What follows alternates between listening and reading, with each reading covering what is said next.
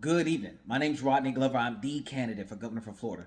As I travel around and I meet people and get into conversations, I do find people that say, I just want to know how I can look up what you're looking at and get an idea of how your campaign is going to help me. So I've taken all of this citizen input and I've put together, my website. The website is here to help you understand what's going on, but also take you back to the legislation that was passed or the constitutional document that is on file that tells you that this is why we have this problem. So what I wanted to do was take you through some of this information. So when you go to glover2026.com, go to the research page. The research page is all of the things that are concerning citizens. For instance, if you go to the housing policy and tenants rights, let's just go to one that's near and dear to me, which is our hey, why do we have such high rent? How come we can't get control of these individuals who put forth all of these rental policies? Well, if you look at Senate Bill 102 passed in 2023, permanently ban all rent control in Florida, even during housing emergencies. Not only have I given you exactly what was done, just a snippet, what? Because I talked to you about the who, what, when, where, why, and how. Then when you click that, it's going to take you to that actual bill that was passed. So now you can take the information that I've taken from this and you can read it for yourself.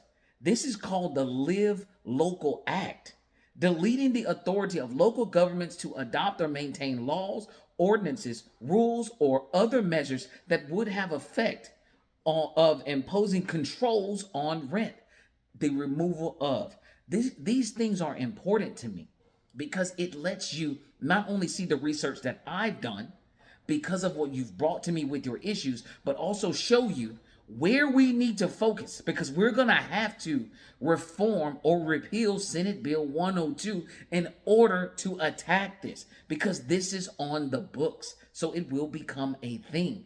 This is why this is important to me. So maybe you may be thinking that, hey, how come I haven't heard this? Or how come other people aren't knowing what you know? Well, then go over to what I just clicked, which was government structure and democracy. I had a look where somebody was asking a current congressional member a question about a bill. They did not know about the bill, but they had voted on the bill. The question to me was why or how are they able to do this and not know the bills? That's easy. Once you look it up, it's in Article 3, Section 7, which is, understand this, Article 3, Section 7 is routinely waived. This means they say we're not going to do Article 3, Section 7, which tells them that they have to read these bills in full, but they're not reading the bills in full. So you click Article 3, Section 7, it talks about the passage of a bill.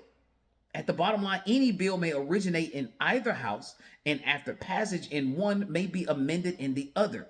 It shall be read in each house on 3 separate days, unless this rule is waived by 2/3 vote. So they can waive this rule. Now, there is, because they have to put it in their journal, this is where we go above and beyond so that you understand this. If you hit the full research button, you will see they have to put this in the journal. They have to write in when they want to waive these bills, except for they don't do that. If you look, it right here, the constitutional protection guarantees citizens have the right have legislation read completely before passage. In practice, the 3 reading requirement is routinely waived, especially during the final days of session when dozens of bills are rushed through. The waiver requires a 2/3 vote, 80 of the House and 27 of the Senate, but it almost never recorded as a standalone roll call. What that simply means is they don't ask the individual separately. Here is what they do to get around having to have an individual say that they do not want to hear that. I gave you an example because I went to go look up where this journal is and can we see what's written in there. Here's what the official says. On the motion by Senator Pasadomo, the rules were waived and all bills temporarily postponed on the special order calendar this day were retained on the special order calendar. Florida Senate Journal 2025 regular session, multiple instances. That single motion covers every bill on the calendar that day. It is not recorded as a vote on a specific bill. It is a blanket rule waiver that applies to the entire calendar. They just use different words so they don't have to read the bill. So when they see a bill, it could just simply to them say, this is the Live Local Act. So somebody says, oh yeah, it'd be great to live local. Someone tells you just the highlights of what that bill is, but you never read the bill in its entirety. So now when you get questioned by citizens, you have no idea what you just said yay to because you only heard the highlights. You did not hear how it could adversely affect other citizens. This is something we must reform. This is why I tell you, when you go to my page and you're looking for this information, if you're looking for insurance reform, you're looking to find out, okay, if House Bill 837 eliminated one-way attorney fees, making it harder to sue for bad faith claims, we're going to have to address House Bill 837 so that we can fix the reason you can't file for insurance claims. Why did it make it so difficult?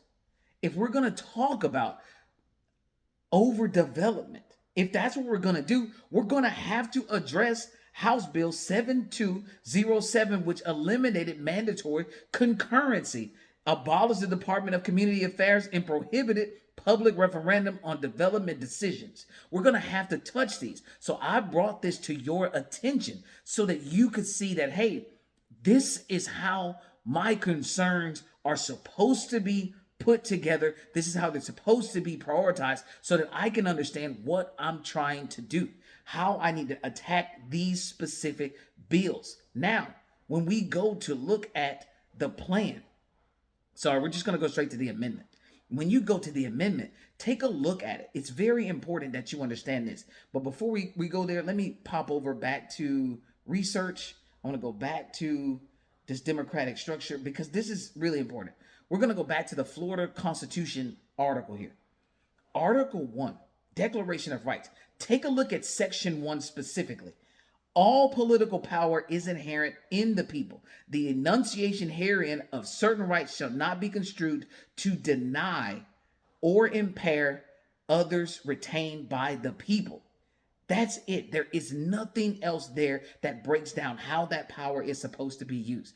Now, you go back to my page, go look at the amendment. This is what we're trying to do. We're trying to add a section to that. If indeed our declaration of authority, what we're going to do with that authority, all political power being inherent in the people, the citizens of Florida, not the elected officials of Florida, the citizens of Florida retain and may exercise direct legislative authority over all matters of government and all elected officials at every level. The authority is fundamental, inalienable, and superior to all statutory law. So the Constitution stands before those statutes. Here is something that you need to understand. The legislative authority of citizens shall include, but not be limited to, the following powers which may be exercised by the electorate of any jurisdiction. The electorate is the citizens. It's you and me who go out and vote for these people to do their job. Direct voting power. Citizens shall have the right to vote directly on any proposed legislation, ordinance, rule, or regulation that would affect 51% or more of the population within the jurisdiction. That covers everything. Your counties. That covers your states. That covers it all. Citizens shall have the right, this is the authority to task officials. Citizens shall have the right to direct any elected official to propose, draft, and advocate for specific legislation addressing matters of public concern upon petition signed by 30% of registered voters. The official must introduce the requested legislation within 60 days. Recall elections. Citizens shall have the right to remove any elected official at any level of government through recall. And here is the supremacy clause. This is what binds this all together. This section supersedes all conflicting provisions of statutory law, including but not limited to Florida Statutes Section 100.361 and any other law purporting to limit or regulate citizen recall, initiative, or referendum. In the event of conflict between this section and any statute, the constitutional provision shall control.